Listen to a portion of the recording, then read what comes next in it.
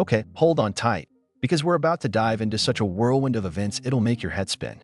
Picture this: Rome, the morning of March 15th, 44 BC. The air is thick, like before a thunderstorm, though the sky is clear.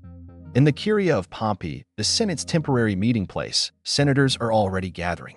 Their faces are masks, concealing a storm of emotions: fear, hatred, determination, and for some, perhaps, a secret hope. And then he enters. Gaius Julius Caesar, a figure whose very name made half of Rome's knees buckle, while the other half's blood boiled. He doesn't yet know that this is his last dawn, his last step into the hall where the fates of the world were decided. He walks, as always, with a confident stride, perhaps a little weary. Sleepless nights spent on state affairs, endless plans to reorganize every last thing. He doesn't yet hear the whisper behind him that will, in a moment, turn into the clash of steel. He, the conqueror of Gaul, the victor over Pompey, Cleopatra's lover, dictator for life, the man who made Rome itself bow before him, would in a few minutes be lying at the foot of his vanquished enemy's statue, bleeding from 23 wounds. Talk about a plot twist, right? How did it ever come to this? To understand this bloody outcome, we'll have to rewind the tape some 50-odd years, to the day when a boy destined to change the course of history was born into the noble, but not particularly wealthy, patrician Julian clan. Let's get this straight from the start. Our hero, Gaius Julius, was born around 100 BC. The exact date is a matter of debate among historians, but that's not the main point. The Julians, of course, were an ancient line, tracing their ancestry all the way back to Aeneas himself, son of Venus. Can you imagine what an ace to have in the political game? I, you see, am a descendant of a goddess, and who are you lot? But by the time of Caesar's birth, the family's former glory had somewhat faded, and they weren't exactly rolling in money. His father, also named Gaius Julius Caesar, was a praetor and held respectable positions, but never quite made it to consul. His mother, Aurelia Cotta, however, was a woman of character, intelligent, and influential. It was she, in the opinion of many, who laid the foundations of young Gaius's education and instilled in him that unbending will that would later so astound his contemporaries. The family was closely connected to Gaius Marius, the famous general and seven-time consul, who was married to Julia, or Caesar's aunt. And this connection would play a colossal role in young Julius's life, both as a springboard and as a source of mortal danger. Rome at that time was no quiet harbor. It was a seething cauldron of political intrigue, civil wars, and power struggles between the Optimates, the aristocratic party, standing for the preservation of Senate authority, and the populace, who relied on the popular assembly and demanded reforms. Marius was the leader of the populace, and his confrontation with Lucius Cornelius Sulla, the leader of the Optimates, drenched Rome in blood. Imagine this boy, growing up in such an atmosphere. From childhood, he saw how easily one could soar to the pinnacle of power and how swiftly one could be cast down from it. He absorbed stories of Marius's military campaigns, of his army reforms that opened up service to propertyless citizens, essentially creating a professional army more loyal to its general than to the state. This was an important lesson that Caesar learned exceedingly well. He received an excellent education, as befitted the scion of a noble family: rhetoric, philosophy, Greek language, literature. Even then, they say, he stood out for his sharp intellect, incredible energy, and a charm that was hard to resist. He knew how to make people like him, how to find an approach to everyone, from a common legionary to a distinguished senator. Although his relations with senators were always, let's say, complicated, he wasn't afraid to go against authority if he deemed it necessary. One early story that characterizes him well: when Sulla, having become dictator, initiated the bloody proscriptions list of people outlawed and subject to execution, with confiscation of property. He demanded that young Caesar, then about 18 to 20 years old, divorce his wife Cornelia, daughter of Cinna, one of Sulla's main enemies. Many in Caesar's place would have obeyed to save their own skin, but not him. Julius refused. How about that? It was unheard of audacity. Sulla was furious. Caesar had to flee Rome, go into hiding. He was stripped of his property and his priestly office of Flamen Dialis, priest of Jupiter. They say influential relatives interceded for him, and Sulla, reluctantly yielding, prophetically remarked, "And that boy are many Mariuses." How right he was. This early disgrace, his wanderings, the need to rely only on himself, All this forged Caesar's character, taught him caution, resourcefulness, and incredible determination.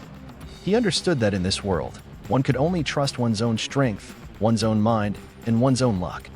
And he also understood that power is not something given, but something taken, at any cost.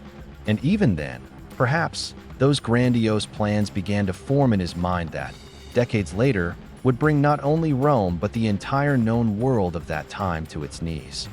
He was not yet the conqueror of Gaul, he had not yet crossed the Rubicon, but the Caesar we know was already beginning to take shape, ambitious, fearless, ready to risk everything to achieve his goal. He was like a coiled spring, waiting for its moment to uncoil with unstoppable force. And that moment was not far off. The Roman Republic, torn by internal contradictions, corruption, and the struggles of ambitious politicians, was itself creating the ideal conditions for the emergence of a man like Caesar. She was sick, and he, paradoxically, could become both her physician and her gravedigger. The beginning of his path was thorny, full of dangers, but he met every challenge with his head held high, turning defeats into lessons and obstacles into stepping stones for his ascent. He learned the art of survival in the Roman political meat grinder, where yesterday's ally could become today's mortal enemy, and a sworn oath was often not worth a brass farthing. He saw how easily the crowd changed its idols, how senators wove intrigues, how money decided, if not everything, then a great deal. And he drew his conclusions. Young Caesar, having survived Sulla's dictatorship and nearly losing his head, understood one simple thing: to survive and achieve anything in this snake pit called Roman politics, one needed to be more than just smart or brave. One needed to be a predator. And he began to hone his predatory instincts. After Sulla's death in 78 BC, Caesar returned to Rome. He was about 22 years old, full of energy, and eager to make a name for himself. And what better way for a young aristocrat with oratorical skills to do this? That's right, court cases.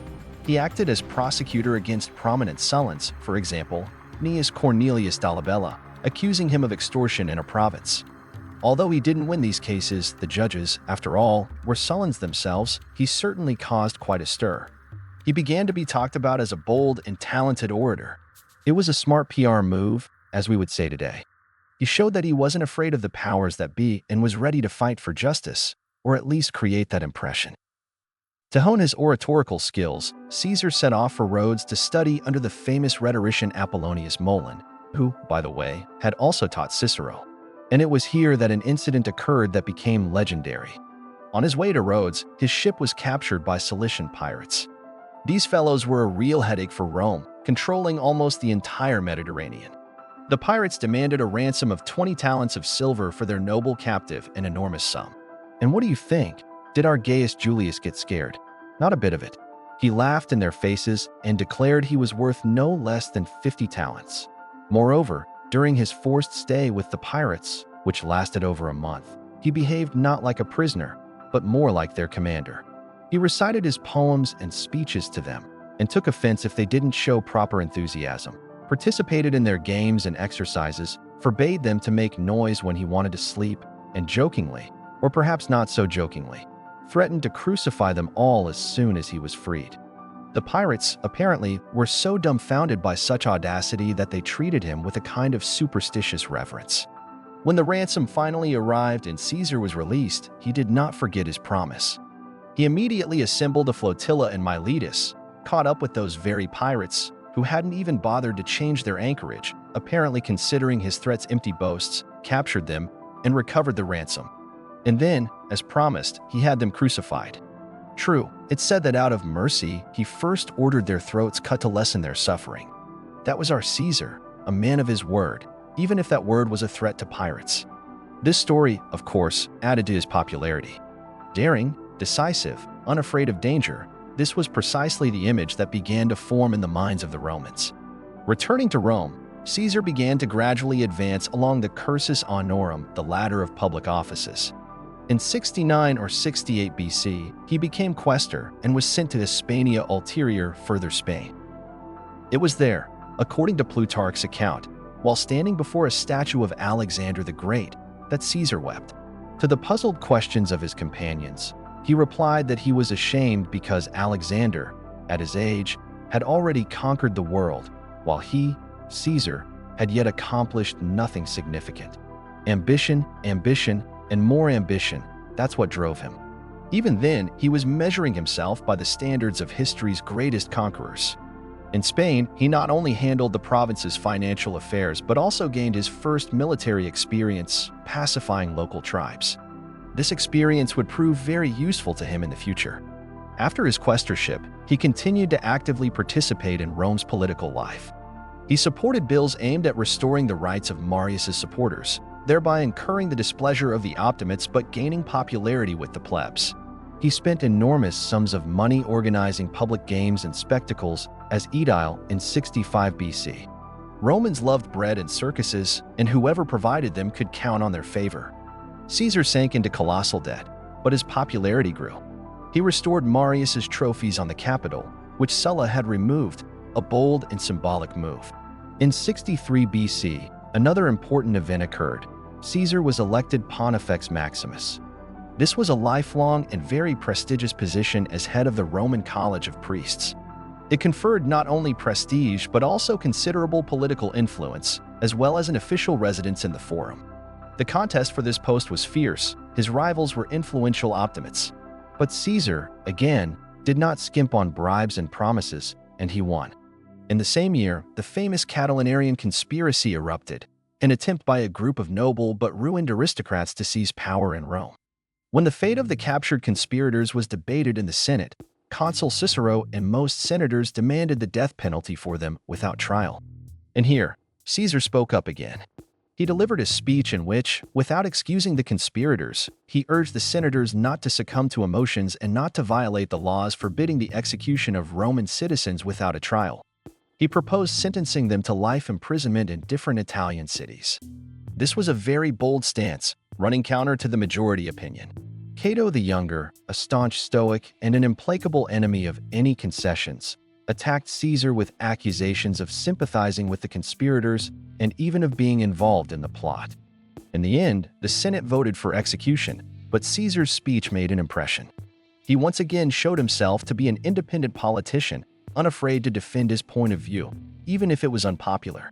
By this time, Caesar was already a prominent figure on the Roman political scene.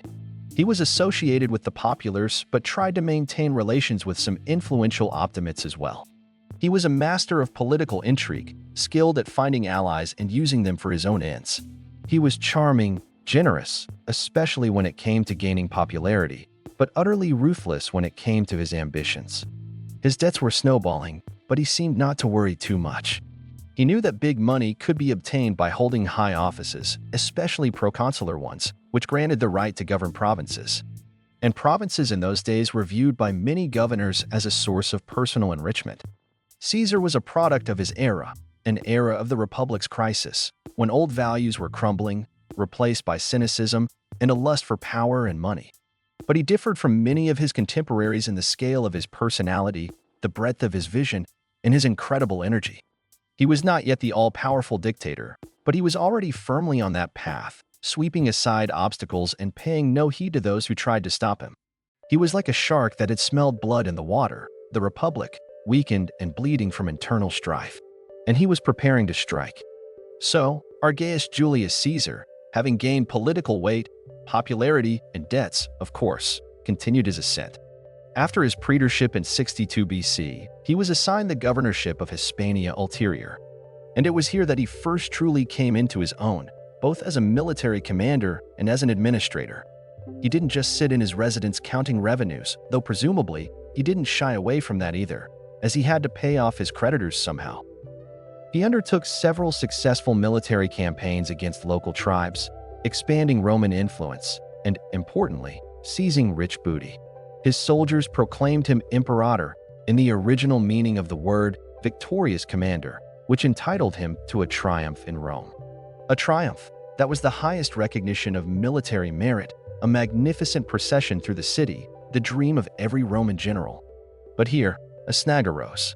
Caesar wanted both to celebrate a triumph and to run for consul in the elections for 59 BC.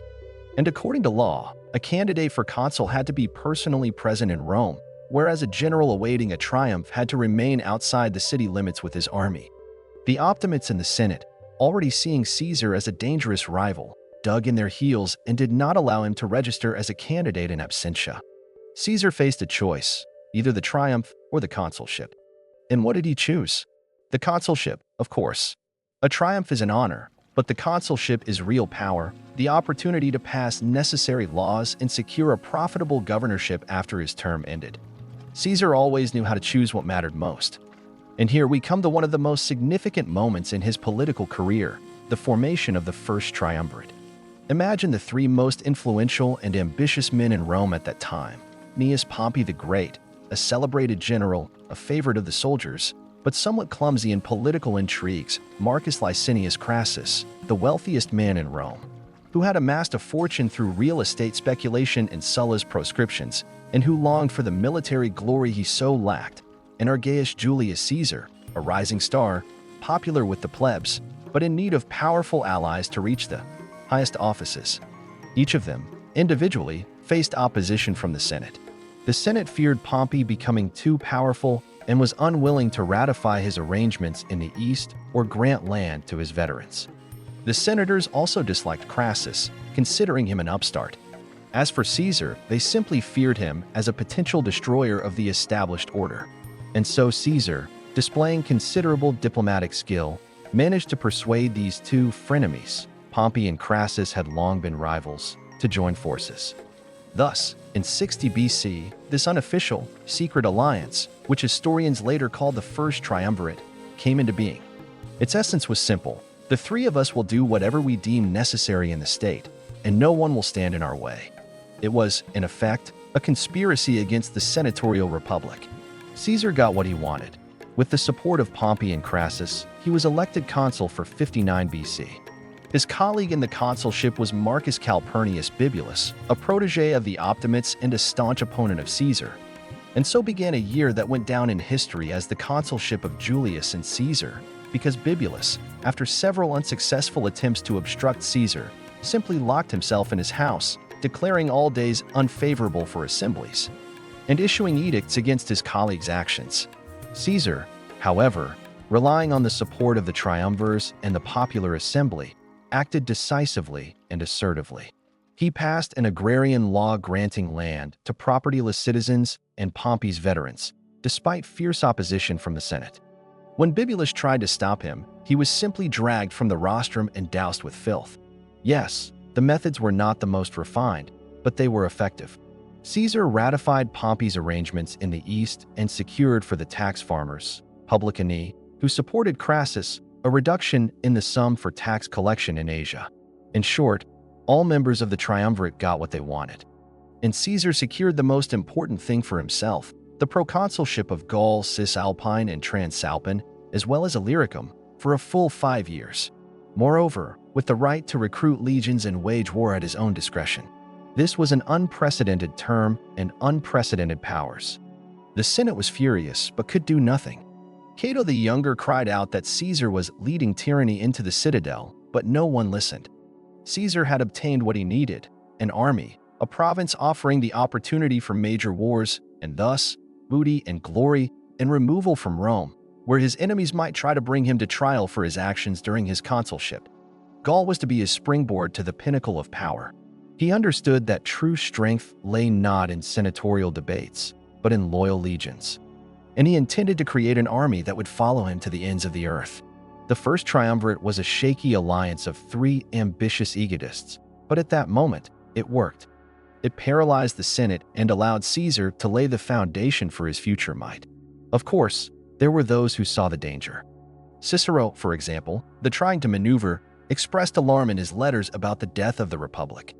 But most either feared or preferred not to notice where Rome was heading. Caesar, having completed his turbulent consulship, eagerly awaited his departure for Gaul. He felt that his hour had struck.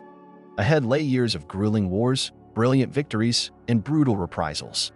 Ahead lay glory comparable to that of Alexander.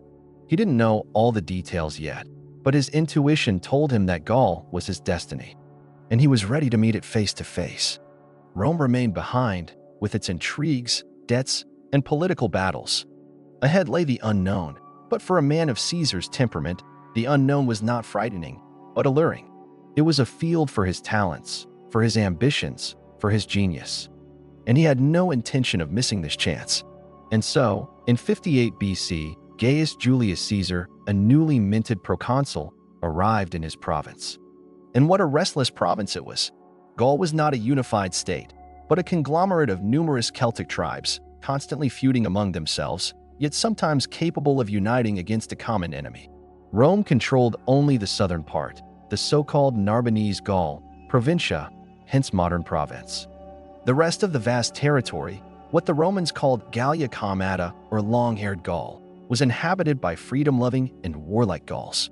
And Caesar, in theory, was supposed to govern a peaceful province and protect its borders. But he had entirely different plans. He needed a great war, great glory, great booty, and a loyal army. And a pretext for war was found very quickly.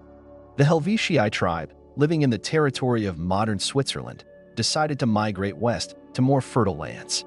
And their path lay right through the Roman province or in its immediate vicinity. Caesar saw this as a threat, or rather, an opportunity. He forbade the Helvetii passage, and when they tried to break through, he routed them in several battles, the most significant of which was the Battle of Bibracte. Tens of thousands of Helvetii were killed, and the rest were forced to return to their homeland. It was a brutal but effective beginning. Caesar immediately showed who was master here. Then came a request for help from the Aedui, a Gallic tribe allied with Rome, who were being pressed by Germans under Ariovistus, who had crossed the Rhine and settled in Gaul. Caesar again saw an opportunity. He demanded that Ariovistus leave Gaul. Ariovistus, naturally, refused. The result, another brilliant victory for Caesar. The Germans were defeated and driven back across the Rhine. In a single year, Caesar not only defended Roman allies but also significantly expanded Roman influence in Gaul. His actions were, to put it mildly, bordering on an abuse of power. He waged wars without always having the Senate sanction. But victors are not judged, especially if they send wagon loads of booty and slaves to Rome. And Caesar knew not only how to fight, but also how to publicize his successes. His Commentaries on the Gallic War is not just a historical document. It's a brilliant piece of propaganda written in magnificent, clear, and concise language. In it, he appears as a wise, far-sighted, and invincible commander, caring for his soldiers and Rome's interests. Of course, he modestly omitted his miscalculations, cruelties, or legally dubious actions. But the Roman public devoured it. The following years were filled with continuous wars. Caesar conquered one Gallic tribe after another, the Belgae, the Nervii, who nearly routed the Romans in a bloody battle on the Sabis River, where Caesar personally plunged into the fight, banner in hand, inspiring his soldiers, the Veni, a maritime tribe against whom Caesar had to build a fleet, the Aquitani. He made 2 expeditions to Britain. This was unheard of. Romans saw the misty Albion for the first time. True, Caesar failed to establish a foothold there, but the very fact of landing on the mysterious island made a huge impression in Rome. He twice crossed the Rhine, invading German territory to punish Germanic tribes for aiding the Gauls and to show them that the Rhine was not such an insurmountable barrier for Roman legions. These were not so much campaigns of conquest as demonstrations of force. Caesar was not just a talented tactician, he was a brilliant strategist. He knew how to exploit the disagreements among Gallic tribes, setting them against each other. He was ruthless to those who resisted, but often showed mercy to those who submitted, of course, if it was to his advantage. His army transformed into a battle-hardened, incredibly effective military machine, blindly devoted to its leader. The legionaries adored Caesar.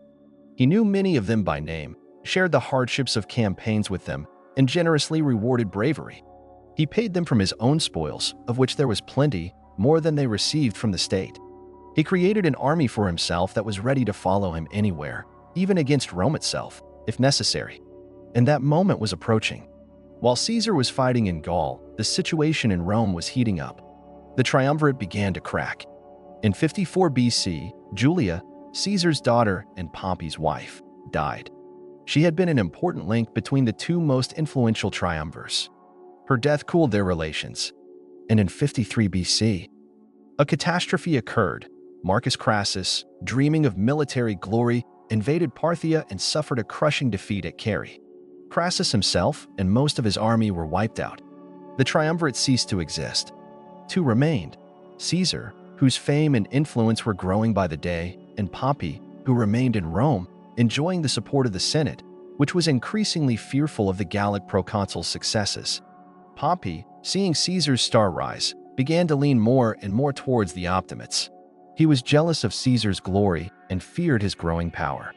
The Senate, in turn, saw Pompey as the only force capable of opposing Caesar. The situation in Rome became increasingly chaotic. Street riots, clashes between gangs of political supporters, assassinations, like that of the popular tribune Clodius, all created an atmosphere of fear and uncertainty. In this climate, Pompey was elected sole consul, effectively a temporary dictator, to restore order. Caesar, meanwhile, faced his most serious challenge in Gaul during the entire war. Nearly all Gallic tribes, weary of Roman domination, united under the leadership of the talented Arvernian chieftain Vercingetorix. It was a general uprising. Vercingetorix understood that he couldn't match the Roman legions in open battle. He adopted scorched earth tactics, destroying food and fodder supplies in the Romans' path, and tried to lure them into traps. Caesar had a very difficult time. At one point, his position was critical, but he once again displayed his military genius, incredible energy, and determination. The culmination of this struggle was the siege of Alesia in 52 BC. Vercingetorix, with his main forces, had fortified himself in this well-defended stronghold. Caesar besieged him, building two lines of fortifications around Alesia, one against the besieged, the other against the huge Gallic army marching to Vercingetorix's aid. The Romans found themselves caught between two fires. It was one of the most grandiose sieges in history. Caesar personally directed the defense, appearing in the most dangerous places. In the end, after bloody battles, the Romans repelled all attacks and forced Vercingetorix to surrender. The rebellion was crushed. Gaul was finally conquered. The price of this victory was enormous. Hundreds of thousands of Gauls were killed or sold into slavery. Caesar was cruel, but he achieved his goal.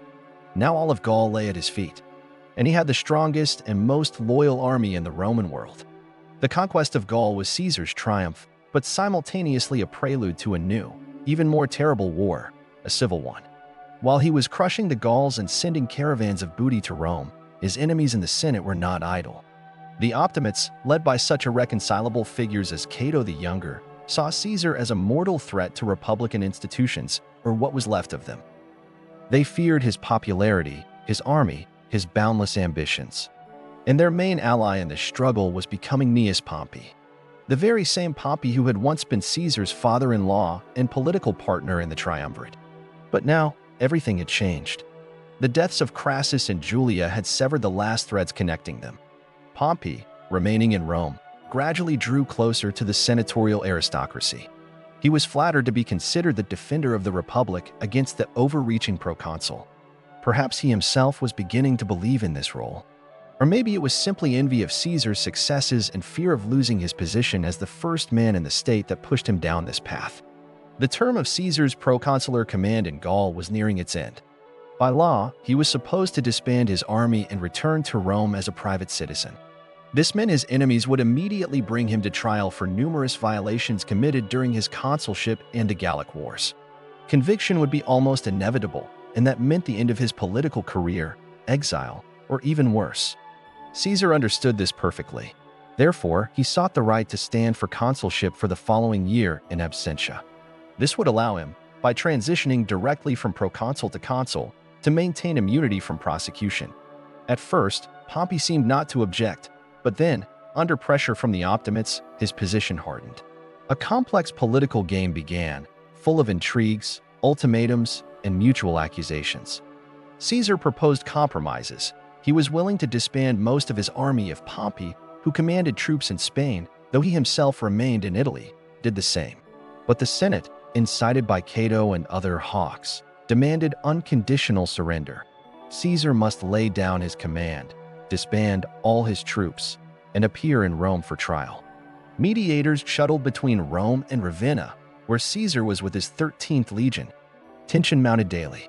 Caesar wrote letters to the Senate, trying to appeal to justice and common sense, but his proposals were rejected. He felt he was being cornered, and he was not the man to let himself be cornered.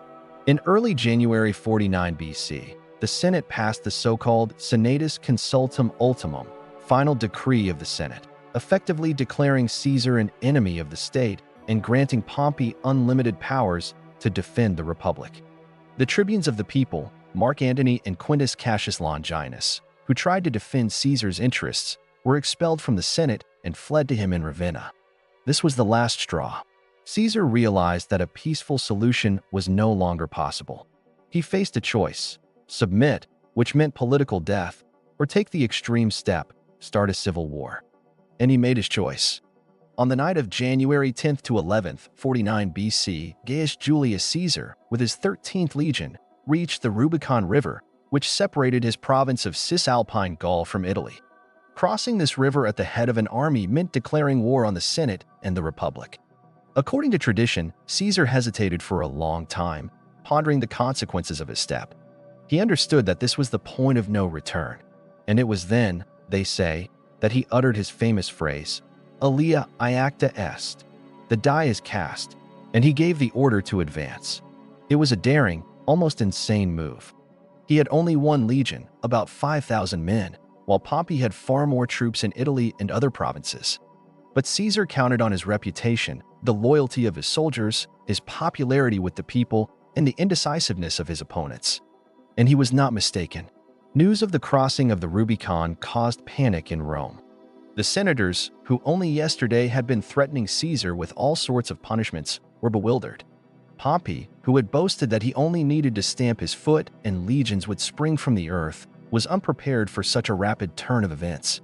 He failed to organize the defense of Italy and decided to retreat south, and then cross over to Greece to gather forces and fight Caesar there. Caesar, meanwhile, moved through Italy with incredible speed, encountering virtually no resistance. City after city opened its gates to him. His army grew with soldiers and volunteers joining him. He showed mercy to prisoners, clementia Caesaris, thereby winning the sympathy of even former opponents. This was a brilliant propaganda move. He showed that he was fighting not against Romans, but against a handful of arrogant senators who had usurped power. In just 2 months, almost without bloodshed, Caesar gained control of all Italy. Pompey, with a significant part of the senators and troops, managed to cross over to the Balkans. Rome was in Caesar's hands, but this was only the beginning. Ahead lay a difficult and bloody civil war that would engulf almost the entire Mediterranean world. Caesar would have to fight not barbarians, but fellow Romans, experienced commanders, and hardened legions. The stakes were incredibly high. At stake was not only his life and career but the very future of Rome. The Republic was already in its death throes. The question was what would replace it. And Caesar, by crossing the Rubicon, took responsibility for answering that question. He did not know how it would all end, but he was determined to see it through to the end. He was a gambler who had wagered everything, and the game was just beginning. He could not turn back, even if he wanted to. The bridges were burned. Ahead lay only war, only the struggle for absolute power. He changed not only his own destiny, but the destiny of Rome, the destiny of all Western civilization, and the world would never be the same. So, Caesar is in Rome. Pompey and his senatorial party are in Greece, gathering an army. But our hero wastes no time. He understands that Pompey is the main threat, but first, he needs to secure his rear. And his rear is Spain, where Pompey had strong and loyal legions under the command of his legates. To leave them behind him would be the height of imprudence. Therefore, Caesar, after a very short stay in Rome, where he managed to calm the population, implement some urgent measures, and, of course, replenish his treasury, not even disdaining the state coffers, moved swiftly to Spain. The campaign in Spain was short but brilliant. Caesar, using his favorite tactics of rapid maneuvers and surprise attacks, surrounded and forced the Pompeian troops to surrender near Alerta. He again showed mercy to the vanquished, letting the soldiers and officers go home, taking from them only an oath not to fight against him. This was a smart decision. He not only avoided unnecessary bloodshed but also won supporters by displaying his magnanimity. Having secured Spain, Caesar returned to Italy and began preparing for the main event, the war with Pompey. Meanwhile, Pompey had not been idle. In Greece, he had assembled a huge army and a strong fleet. Many Eastern kings and rulers supported him.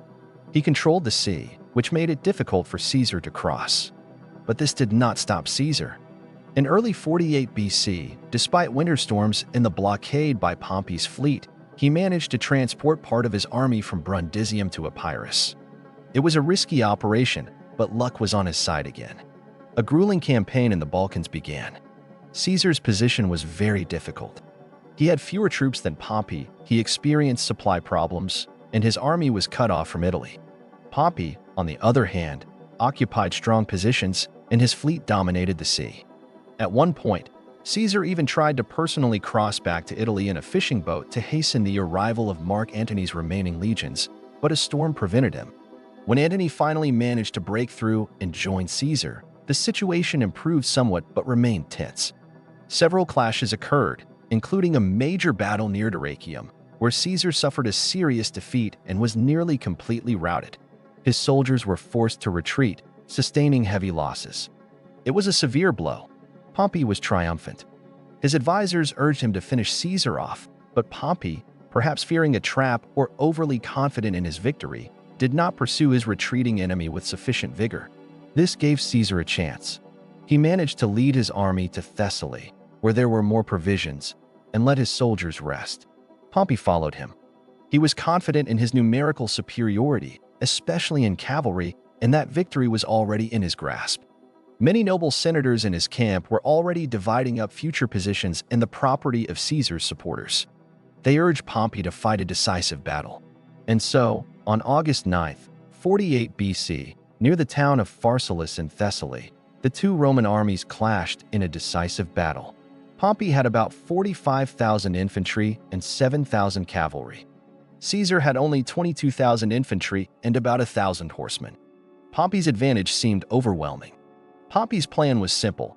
His powerful cavalry was to crush Caesar's right flank, get behind him, and decide the outcome of the battle. Caesar foresaw this. He selected several of the best cohorts from the third line of his legions and placed them as a reserve behind his right flank, ordering them not to throw their pila, but to use them as spears, aiming for the faces and eyes of the horsemen. When Pompey's cavalry, led by the talented commander Titus Labienus, Caesar's former closest associate in Gaul, who had defected to Pompey's side, fell upon Caesar's flank, it initially had success. But then Caesar's hidden reserve came into play. The unexpected and ferocious attack by the infantrymen with spears at the ready stunned Pompey's horsemen. Many of them were young aristocrats, unaccustomed to such fierce resistance and fearful for their handsome faces. Pompey's cavalry wavered and fled, leaving his infantry's flank exposed. Caesar immediately threw his fresh reserves into the fight, and his veterans, hardened in the Gallic wars, descended upon Pompey's legions.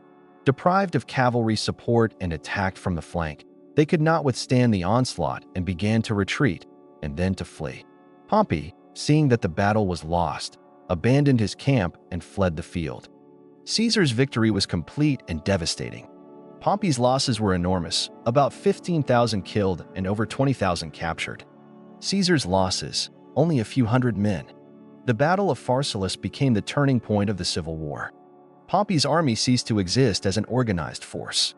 Pompey himself, fleeing for his life, reached Egypt, hoping to find refuge there with the young King Ptolemy XIII, whom he had once favored. But Ptolemy's advisors, fearing Caesar's wrath, had other ideas. As Pompey was disembarking, he was treacherously murdered. His severed head and ring were presented to Caesar when he arrived in Alexandria a few days later. It is said that Caesar, upon seeing the head of his former son-in-law and one-time ally, now his chief enemy, wept. Were these tears of sincere regret or a well-acted performance? Who knows? But the fact remains, Caesar's main adversary was dead. However, the war was not yet over. Pompey's supporters, Cato, Scipio, Pompey's sons, raised new armies in Africa and Spain. Caesar faced several more years of struggle to definitively establish his power. But after Pharsalus, few doubted that he would become the master of Rome.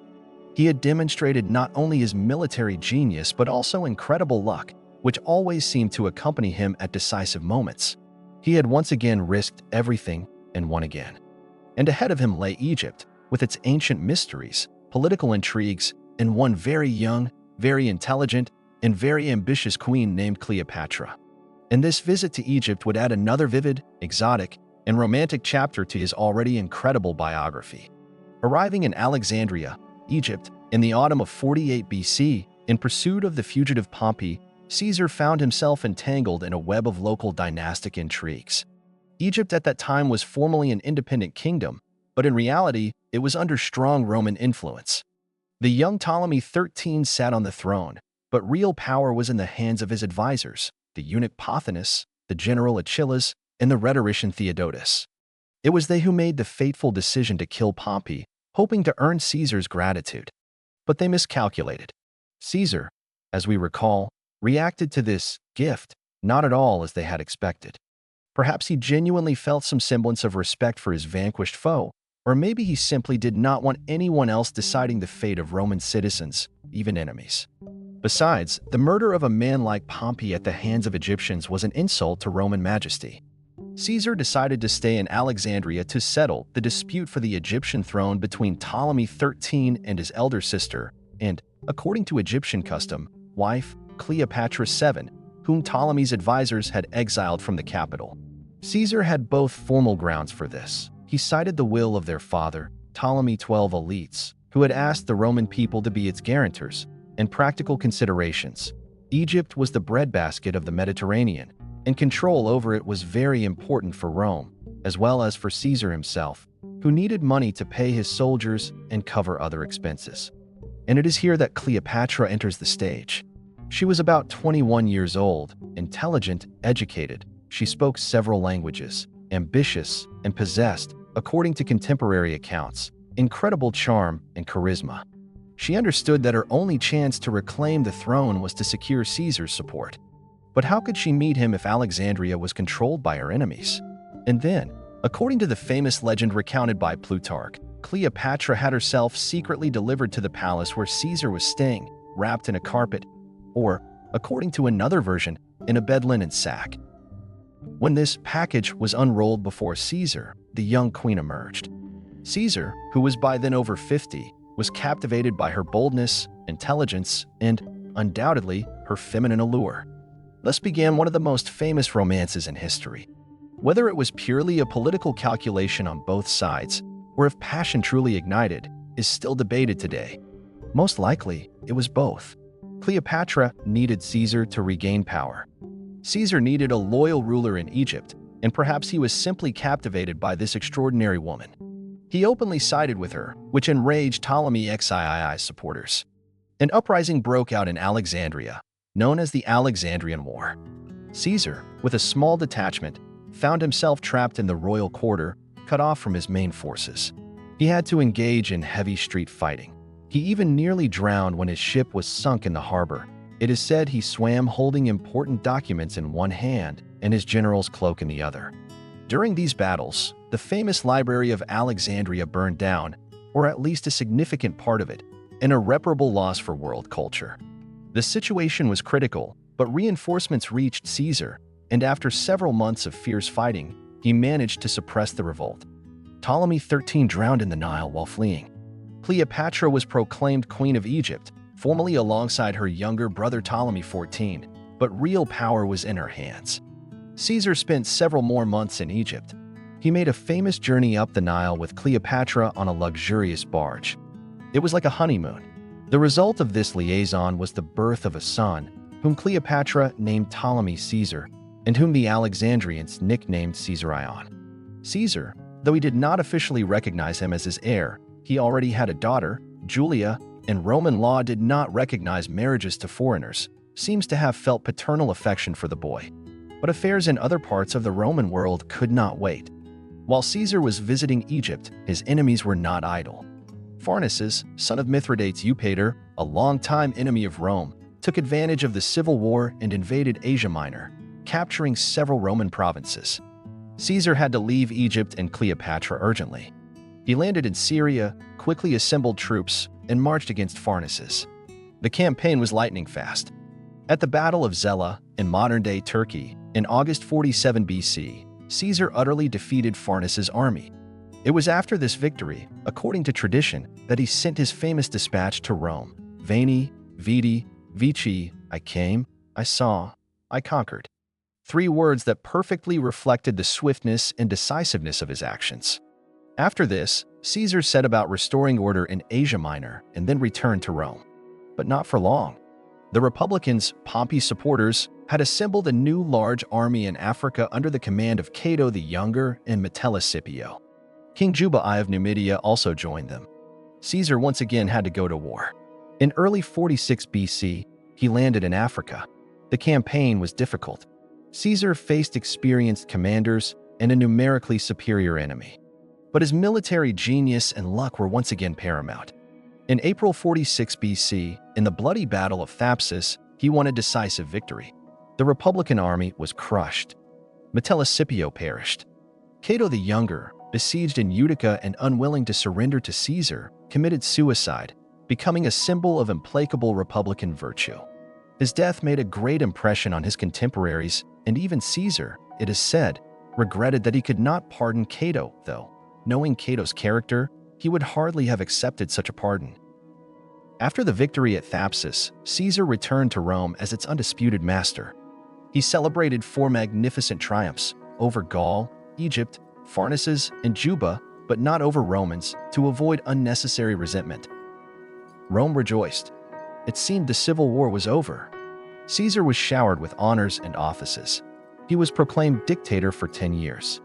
His statues were placed alongside those of the gods. He began to implement wide-ranging reforms aimed at restoring the state after decades of turmoil and wars. But one pocket of resistance remained: Spain, where Pompey's sons, Gnaeus and Sextus, along with Titus Labienus, had gathered the last Republican army. And Caesar, no longer young and weary of endless wars, had to set out on campaign once more. This was to be his final campaign.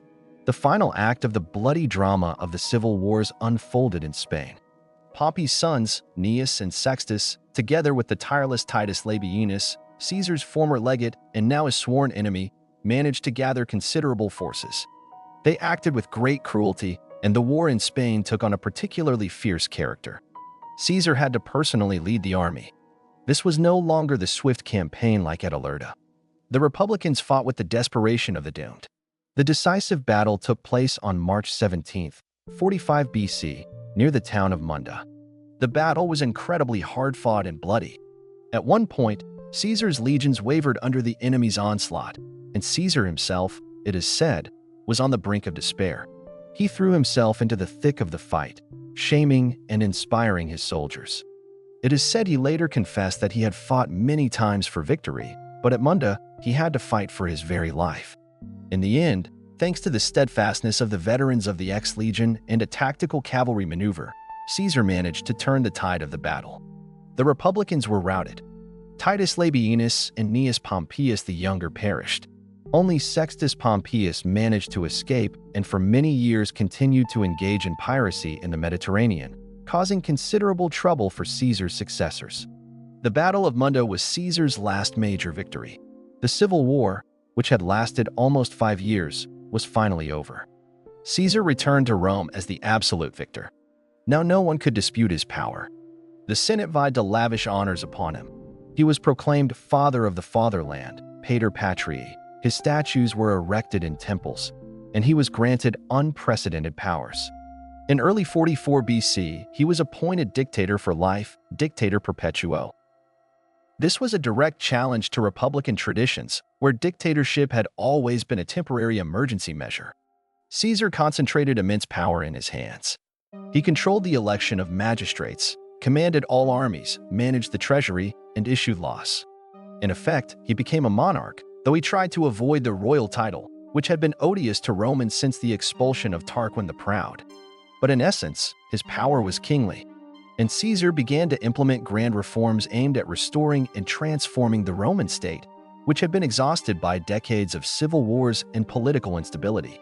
He reformed the calendar, creating the very Julian calendar that, with minor modifications, we still use today. He planned large-scale construction projects in Rome and throughout Italy: new temples, basilicas, theaters, roads, and the draining of marshes.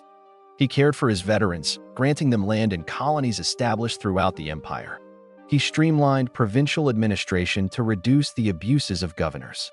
He granted Roman citizenship to many inhabitants of the provinces, especially in Gaul and Spain, promoting the Romanization of these territories. He tried to combat luxury and corruption. He planned the creation of public libraries. His energy and the breadth of his vision were astonishing. It seemed he wanted to remake the entire world. Many of his reforms were progressive and necessary. He sought to create a more efficient and just system for governing the vast empire, one with which the old republican institutions could no longer cope. But his methods and his unlimited power provoked growing discontent and fear among a part of the Roman aristocracy. Many senators, even those who owed their positions to him, saw him as a tyrant, a destroyer of liberty, libertas, and republican traditions. They were frightened by his popularity with the army and the plebs. His arrogance, real or attributed to him, irritated them. Rumors circulated that he intended to proclaim himself king and move the capital to Alexandria or Ilium, Troy. There were ample grounds for such rumors. For example, when Mark Antony, during the Lupercalia festival, attempted to place a royal diadem on his head, Caesar demonstratively refused, but many considered this merely playing to the crowd. His relationship with Cleopatra, who had arrived in Rome with her son Caesarion and was living at Caesar's villa, also added fuel to the fire. The Romans disliked the foreign queen and feared her influence over the dictator. In such an atmosphere, a conspiracy began to brew. At its head were Gaius Cassius Longinus, a talented commander resentful of Caesar for insufficiently recognizing his merits, and Marcus Junius Brutus, a descendant of the legendary Lucius Junius Brutus who had expelled the last king from Rome. Brutus was a man of complex moral principles, an admirer of Stoic philosophy. Caesar treated him with great affection, almost paternally. There were even rumors that Brutus was his illegitimate son by Servilia, Caesar's longtime mistress and Brutus's mother. But Brutus, under the influence of Cassius and other conspirators, as well as under pressure from his ancestral legacy as a fighter against tyranny, concluded that assassinating Caesar was the only way to save the Republic. About 60 senators joined the conspiracy, including both former Pompeians pardoned by Caesar and his recent supporters. They considered themselves liberators liberatories. They planned to kill Caesar at a Senate meeting on March 15th, the Ides of March 44 BC. On the eve of this day, as stories tell, there were many bad omens. Caesar's wife, Calpurnia, had a terrible dream and begged him not to go to the Senate. Caesar himself felt unwell. But Decimus Brutus, another conspirator whom Caesar trusted, managed to persuade him to go, saying that the senators had already gathered and were waiting to bestow new honors upon him, and that a refusal would be taken as an insult. Caesar yielded to persuasion. He did not know he was walking to his own execution. He, who had faced death so many times on the battlefield, who had survived shipwrecks, conspiracies, and betrayals, found himself defenseless against the daggers of those he considered his friends or, at least, loyal citizens. Fate was preparing to deal him its final, mortal blow. And so it was, the morning of March 15th, 44 BC. The Ides of March, a day that would forever enter history as a symbol of betrayal and political assassination. The air in Rome, as we have said, was electric. Omens, rumors, troubling dreams, all contributed to an oppressive atmosphere. Calpurnia, Caesar's wife, implored him to stay home. It is said that Caesar himself hesitated, but Decimus Junius Brutus Albinus, one of Caesar's closest associates and, cynically enough, one of the key conspirators, managed to change his mind. He remarked with irony that it would be strange if Caesar canceled a Senate meeting because of a woman's dreams, and reminded him that on this very day, the senators were to discuss granting him the title of king outside Italy for the campaign against Parthia. This last argument apparently worked. Caesar, who was already preparing a grand campaign to the east to avenge Crassus and extend the empire's borders to India, could not miss such an important meeting. On his way to the Curia of Pompey, the old Senate house in the Campus Martius had burned down, and meetings were temporarily held there. Someone tried to hand him a note warning of the conspiracy, but, brushing aside numerous petitioners, he never read it. Fate, or chance, played its fatal role. When Caesar entered the assembly hall, the senators respectfully rose. The conspirators surrounded him, pretending they wished to make some request.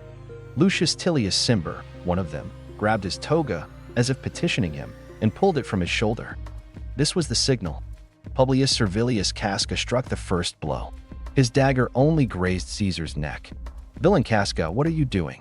Caesar managed to cry out, and, according to one version, wounded Casca with a stylus, a sharp writing instrument. But then the others set upon him. There were many of them, and each sought to land a blow to become an accomplice in the great deed. Caesar initially tried to resist, fighting back, but when he saw Marcus Junius Brutus, whom he loved and had favored, among the attackers, he, according to tradition, uttered his famous phrase, Cap Alpha Sigma, Tau Kappa Nu Omicron Nu, you too, my child, or too, brute, and ceased to resist, covering his head with his toga so as not to see the faces of his assassins and to die with dignity. He fell at the foot of the statue of his vanquished enemy, Pompey the Great, bleeding profusely. 23 wounds were found on his body, though only one, to the chest, was deemed fatal by the physician Antistius. Thus ended the life of the man who had conquered Gaul, won the civil war, become the unlimited ruler of Rome, and begun to reshape the world according to his will. He was 55 years old. The conspirators rejoiced. They ran out into the forum with bloody daggers, shouting, "The tyrant is dead. The Republic is saved." Brutus delivered a speech, trying to explain the motives for the assassination to the people. But the crowd's reaction was not at all what they had expected. Instead of joy and support, there was fear, confusion, and then anger. The Romans, especially the plebs and the soldiers, loved Caesar. They remembered his generosity, his reforms, his victories. They did not see him as a tyrant, but as a defender of their interests. Caesar's body lay in the Curia for several hours until 3 slaves carried it home on a litter. The conspirators found themselves isolated. They barricaded themselves on the Capitoline Hill, fearing the vengeance of Caesar's supporters. Mark Antony, consul and Caesar's closest associate, was initially bewildered and went into hiding, but then quickly brought the situation under control. He managed to negotiate a compromise with the Senate. Caesar's assassins would receive amnesty, but all of Caesar's decrees and laws would remain in force. This was a cunning decision. It avoided immediate civil war and gave Antony time to gather his strength. The key moment was Caesar's funeral. Antony delivered his famous speech over the body, so brilliantly depicted by Shakespeare, showed the people the dictator's bloodstained toga, and read his will. And in his will, Caesar left 300 sesterces to every Roman citizen and his gardens on the banks of the Tiber for public use. His principal heir, however, was declared to be not Mark Antony, as many had expected, nor his son by Cleopatra, Caesarion, whom he apparently could not recognize under Roman law, but his great-nephew, the 18-year-old Gaius Octavius, adopted by him in the will and given the name Gaius Julius Caesar Octavianus. This was a blow to both Antony and the conspirators. Antony's speech and Caesar's generosity, demonstrated even after death, decisively swayed the mood of the crowd. Riots broke out. Enraged citizens hunted for Caesar's assassins, ransacking their homes. The conspirators were forced to flee Rome. Caesar's assassination did not lead to the restoration of the Republic, as Brutus and Cassius had naively believed. On the contrary, it plunged Rome into a new, even bloodier civil war that lasted for more than a decade. In this war, almost all the liberators perished. Many of those who fought for Caesar's legacy also died. In the end, the victor was the young Octavian, who, displaying remarkable political talent, cunning, and ruthlessness, managed to eliminate all his rivals, including Mark Antony and Cleopatra, and establish a new political regime in Rome. The Principate, effectively a monarchy under a republican guise. He became the first Roman emperor, Augustus. So, was Caesar a conqueror? Unquestionably. His Gallic campaigns are a model of military art and strategic thinking. Was he a dictator? Yes, and for life. And his dictatorship, though it brought temporary order and important reforms to Rome, became the final nail in the coffin of the republican system. Was he a god? During his lifetime, they had already begun to deify him, and after his death, he was officially numbered among the gods as Divus Iulius, the divine Julius. His name became a title for subsequent Roman emperors: Caesar, Kaiser, Czar. Caesar's personality is incredibly complex and contradictory. He was a brilliant commander, an astute politician, a talented writer, and an orator. He was charming and ruthless, generous and cynical, exceedingly ambitious, and capable of magnanimity. He knew how to risk everything and win where others would have failed. He changed Rome and the entire ancient world. His legacy is immense and is still felt today, from the Julian calendar to the very concept of empire. He was a man who dared to defy fate and reshape history according to his own will. And though his life was cut so tragically short, his shadow loomed over Rome for many centuries. He showed that one man, possessing will, talent, and a loyal army, could shatter age-old foundations. And this lesson was well learned by those who came after him. The path to power and betrayal, this is perhaps an accurate description of his life. He rose to power through blood, intrigue, and war, and fell victim to the betrayal of those he considered his own. But even death could not erase him from human memory. Gaius Julius Caesar remains one of the most vivid and influential figures in world history, a legendary man whose life still provokes debate, admiration, and condemnation. Caesar's legacy proved far more enduring than the lives of his assassins and even the republic they so desperately tried to save. Paradoxically, it was Caesar's assassination that accelerated Rome's final transition from republic to monarchy. The liberators wanted to bring back the past, but they only cleared the way for the future, a future in which Rome would be ruled by emperors. Octavian, Caesar's young and initially underestimated heir, proved to be a master of political maneuvering. He first allied himself with Mark Antony and Marcus Aemilius Lepidus, forming the Second Triumvirate. This alliance, unlike the first, was official and possessed extraordinary powers. The triumvirs' first act was to institute new proscriptions, ruthlessly dealing with their political opponents and confiscating their property to finance the war against Brutus and Cassius. Among the victims of the proscriptions was the great orator Cicero, who had fiercely denounced Mark Antony and his Philippics. The triumvirs then crushed the armies of the liberators in 2 battles at Philippi and Macedonia, 42 BC. Brutus and Cassius, defeated, committed suicide, just as Cato had done. It seemed Caesar's cause had been avenged. But the struggle for power did not end there. The triumvirate soon disintegrated. Lepidus was sidelined and then stripped of power altogether. The main rivals became Octavian, who controlled the western part of the empire, and Mark Antony, who had established himself in the east and fallen under the spellbinding charm of the Egyptian queen Cleopatra. Their romance, a continuation of the love story between Cleopatra and Caesar, was not only the passion of 2 extraordinary individuals but also a major political game. Antony dreamed of creating a Hellenistic empire in the east, where he would be the supreme ruler and Cleopatra his queen. He distributed Roman provinces to his children by Cleopatra, which caused outrage in Rome. Octavian skillfully used this in his propaganda, portraying Antony as a traitor who had betrayed Roman interests for a foreign sorceress. The culmination of this confrontation was the naval battle of Actium in 31 BC. The fleet of Antony and Cleopatra was defeated by Octavian's fleet under the command of Marcus Vipsanius Agrippa. Antony and Cleopatra fled to Egypt, but their cause was lost. The following year, Octavian invaded Egypt. Antony, having received a false report of Cleopatra's death, committed suicide. Cleopatra, unwilling to be paraded in chains in Octavian's triumphal procession through Rome, also found a way to end her life, according to legend, with the bite of a poisonous snake, an asp.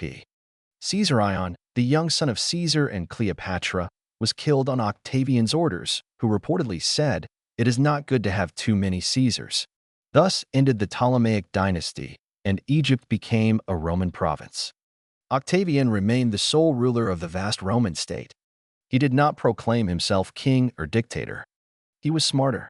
He formally restored the republic, but in reality, he concentrated all key positions and levers of power in his own hands.